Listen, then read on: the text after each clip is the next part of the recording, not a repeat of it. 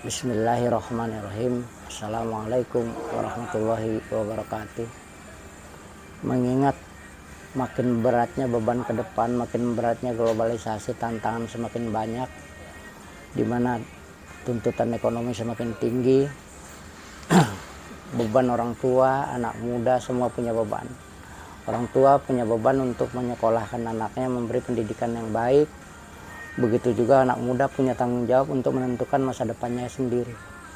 Sebab beban orang tua itu hanya mengantarkan sampai di jenjang pendidikan semampunya. Tinggal bagaimana yang muda memanfaatkan suasana. Nah, untuk hal itu sekarang memang di era milenial ini teknologi masuk, kita harus berpacu dengan waktu. Tinggal kita ditanya, kita mau ngapain, mau apa. Nah, yang saya lihat sebagai orang tua yang tak tahu apa-apa, saya mencoba membuat konten semampu saya. Nah, manfaatkanlah ekonomi kondisi globalisasi itu dengan sebaik mungkin, memanfaatkan teknologi itu sebaik mungkin. Anda boleh main game, adik-adikku, Anda boleh main apa saja, tapi jangan cuma jadi penikmat. Coba bikin sesuatu yang setiap orang punya kelebihan, setiap orang punya kebiasaan, tinggal menggali potensi dalam diri, itu yang tidak mudah. Tapi itu ya, kalau kita mau melihat dan mau bertanya, jangan pernah pilih bergaul. Kita akan tahu siapa diri kita. Maka dari itu, cobalah. Daripada kita main dan jadi penonton YouTube, hanya jadi istilahnya, daripada jadi penonton, lebih baik kita jadi pemain. Persis kayak pemain bola, kita jangan cuma teriak, oh bodoh, nggak gol. Padahal giliran disuruh masuk juga dia nggak bisa. Untuk itu makanya saya sarankan, saya mengajak. Masa iya, saya yang tua aja berani, yang muda enggak. Itu akan sangat disayangkan. Cobalah gunakan sebaik mungkin. Coba, kalau perlu guru kita juga banyak. Kita bisa berguru dari YouTube sendiri, kita bisa berguru dari Google, bagaimana cara bikin YouTube yang baik, apa potensi yang bisa kita gali, kenapa YouTube itu sering gagal, terus kenapa dia bisa ditolak, apa yang membuat dia cepat diterima, apa yang membuat orang senang. Salah satunya ya kita memotivasi. Untuk saat ini saya akan mencoba memotivasi semampu saya, karena saya juga baru belajar, baru mencoba. Bukan berarti saya pintar, bukan, tapi saya mencoba menularkan keinginan saya, kemauan saya. Maka dari itu coba mulai. Kita lihat banyak youtuber muda yang punya penghasilan cukup lumayan.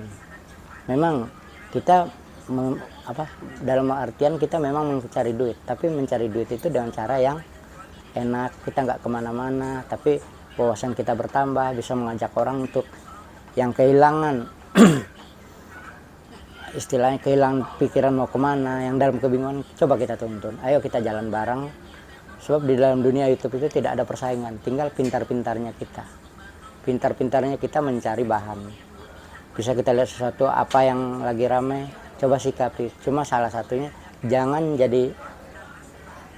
menjustis, jangan jadi hakim. Coba ada satu masalah itu, cobalah mencarikan solusinya. Sebab setiap orang tuh punya kelemahan, punya kesalahan. Jadi jangan mencari kesalahan orang lain. Intinya itu yang saya harapkan. Dengan begitu kita akan bisa menjadi, paling tidak kita sebelum kita mengkritik orang lain, tanya diri kita. Kalau kita dicubit sakit, orang lain juga sakit. Tapi berusaha mencubit, yang dicubit itu ketawa. Oh iya, saya salah. Oh iya, saya begini. Makanya sebagai yang tua, kalau seandainya saya dalam menyampaikan ini banyak kekurangan, saya minta maaf. Karena namanya juga, saya sendiri juga masih belajar banget. Untuk itu makanya saya coba lihat siapa youtuber muda yang berhasil, apa yang mereka bikin. Salah satu yang paling saya lihat banget, kalau itu memang udah terlalu ya, kayak Alibata itu. Dia hanya main gitar-gitar, tapi subscribe-nya, penghasilannya udah sekian. Memang tujuan akhir kita cari duit. Jujur aja, kita juga nggak boleh munafik, kita cari duit. Tapi dia nggak usah capek, nggak usah keluar keringat. Terus ada lagi youtuber muda, dia hanya mengajarkan cara bikin YouTube dengan cara HP yang sederhana.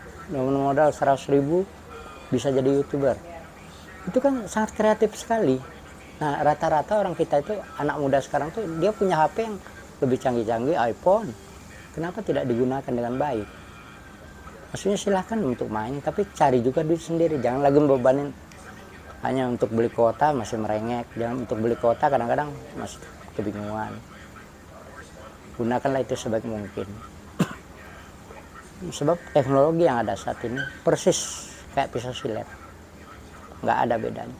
Kalau dia jatuh ke tangan orang yang bisa memanfaatkannya, dia bisa buat potong kuku, bisa buat ngerok jenggot, kumis. Tapi kalau jatuh ke tangan anak umur 3 atau 5 tahun itu bisa melukai dirinya sendiri, bisa membahayakan orang lain, bisa mungkin apa aja dia potong, kira-kira kayak gitu. Jadi pandai-pandailah. Ke depan zaman ini tantangan makin berat, teknologi ini makin maju, kita nggak mungkin melawan masa, kita nggak mungkin menentang arus, kita harus mengikut, tapi pandai carilah jati diri di situ, manfaatkanlah suasana sebaik mungkin.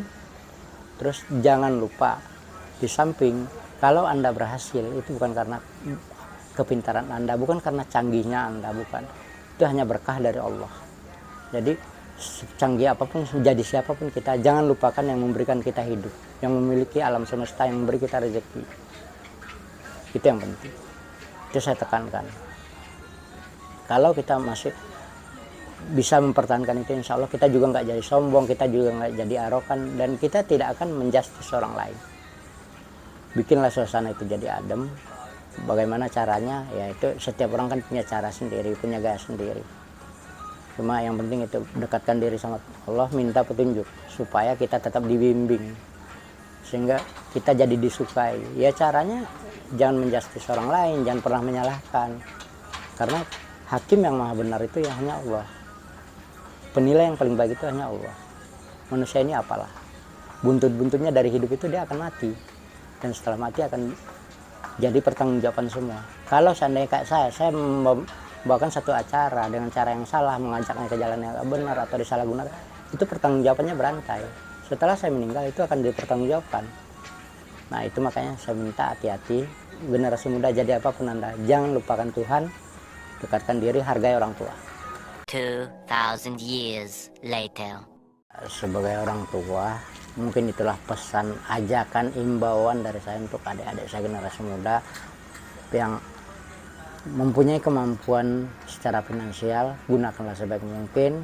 Dan sekali lagi, kalau ada kata-kata saya yang salah, saya minta maaf. Kalau kesalahan itu datang dari saya, itu atas nama Bang Osrial pribadi. Tapi kalau seandainya itu kebenaran, mungkin Allah sedang membimbing saya, sedang didampingi malaikat. Hanya itu. Assalamualaikum warahmatullahi wabarakatuh.